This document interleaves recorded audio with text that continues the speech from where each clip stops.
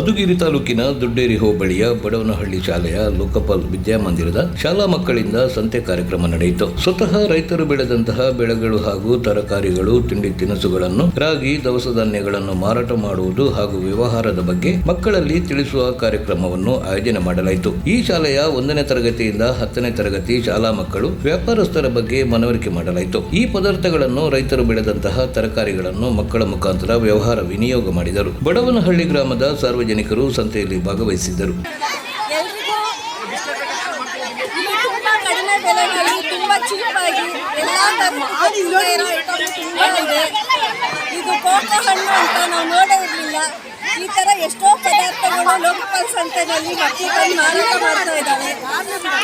ತುಂಬಾ ಖುಷಿ ಆಗುತ್ತೆ. ತುಂಬಾ ಜನ ಬರ್ತಾ ಇದ್ದಾರೆ.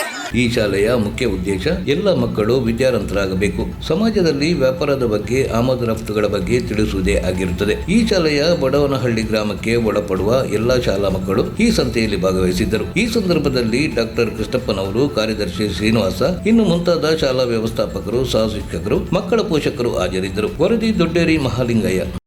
ನಮಸ್ತೆ, ನಾವು ಲೋಕಪಾಲ್ ವಿದ್ಯಾಮಂದಿರ ಬಡವನಹಳ್ಳಿಯಿಂದ. ಲೋಕಪಾಲ್ ವಿದ್ಯಾಮಂದಿರದಲ್ಲಿ ಇವತ್ತು ವಿಶಿಷ್ಟವಾದ ಕಾರ್ಯಕ್ರಮವನ್ನು ಹಮ್ಮಿಕೊಂಡಿದ್ದೇವೆ. ಲೋಕಪಾಲ್ ಸಂತೆ ಅಂತ ಹೇಳ್ಬಿಟ್ಟು. ಲೋಕಪಾಲ್ ಸಂತೆ ಇಲ್ಲಿ ಮಕ್ಕಳಿಗೆ ಒಂದು ಮುಕ್ತ ಅವಕಾಶವನ್ನು, ವ್ಯಾವಹಾರಿಕ ಜ್ಞಾನವನ್ನು ಕಲಿಸ್ತಕ್ಕಂಥದ್ದು ನಮ್ಮ ಮೂಲ ಉದ್ದೇಶ ಆಗಿದೆ. ಮತ್ತು ಗ್ರಾಮೀಣ ಭಾಗಗಳು ಅಂದ ತಕ್ಷಣ ವಿಶಿಷ್ಟವಾದಂತಹ ವ್ಯವಹಾರ ಪದ್ಧತಿಗಳನ್ನು ಒಳಗೊಂಡಿರ್ತಕ್ಕಂಥದ್ದು, ಪಟ್ಟಣಕ್ಕಿಂತಲೂ ಭಿನ್ನವಾದಂಥ ವ್ಯಾವಹಾರಿಕವಾದಂಥ ಜ್ಞಾನವನ್ನು ಗ್ರಾಮೀಣ ಭಾಗದ ಜನತೆ ಹೊಂದಿರ್ತಾರೆ. ಆ ಜ್ಞಾನವನ್ನು ಮಕ್ಕಳಿಗೆ ಕೊಡ್ತಕ್ಕಂಥದ್ದು ಮತ್ತು ಸಮಾಜದಲ್ಲಿ ವ್ಯವಹಾರವನ್ನು ಹೇಗೆ ನಾವು ನಿರ್ವಹಿಸಬೇಕು, ವ್ಯವಹಾರವನ್ನು ಹೇಗೆ ಮಾಡಬೇಕು ಅಂತಕ್ಕಂಥ ಒಂದು ಅರಿವನ್ನು ಮೂಡಿಸುವ ಮೂಲಕ ಒಂದು ವಿಶಿಷ್ಟವಾದ ಕಾರ್ಯಕ್ರಮವನ್ನು ನಾವು ಹಮ್ಮಿಕೊಂಡಿದ್ದೇವೆ. ಮತ್ತು ಗ್ರಾಮೀಣ ಭಾಗದ ವಿಶಿಷ್ಟವಾದಂತಹ ಆಹಾರ ಪದ್ಧತಿಗಳು ಮತ್ತು ದವಸ ಧಾನ್ಯ ಮತ್ತು ಹಣ್ಣು ತರಕಾರಿಗಳನ್ನು ಕೂಡ ಇಲ್ಲಿ ಮಾರಾಟ ಮಾಡೋದಕ್ಕೆ ಮುಕ್ತ ಅವಕಾಶವನ್ನು ಕೊಟ್ಟಿದ್ದೇವೆ. ಹಾಗೂ ನಮ್ಮ ಊರಿನ ಎಲ್ಲ ಶಾಲೆಗಳು ಸಹ ಈ ಕಾರ್ಯಕ್ರಮಕ್ಕೆ ಆಗಮಿಸಿದ್ದಾರೆ. ಅವರು ಕೂಡ ಈ ಕಾರ್ಯಕ್ರಮದಲ್ಲಿ ಆಗಮಿಸಿ, ಸಾರ್ವಜನಿಕರು ಕೂಡ ಈ ಕಾರ್ಯಕ್ರಮದಲ್ಲಿ ಬಂದು ಮಕ್ಕಳಿಗೆ ವ್ಯವಹಾರವನ್ನು ಕಲಿಸಿಕೊಡ್ತಾ ಇದ್ದಾರೆ. ಎಲ್ಲರಿಗೂ ಕೂಡ ಮುಕ್ತವಾಗಿ ಆಹ್ವಾನ ಕೊಟ್ಟಿದ್ದೇವೆ. ಎಲ್ಲರೂ ಬಂದಿದ್ದಾರೆ. ಅವರಿಗೆ ಧನ್ಯವಾದ.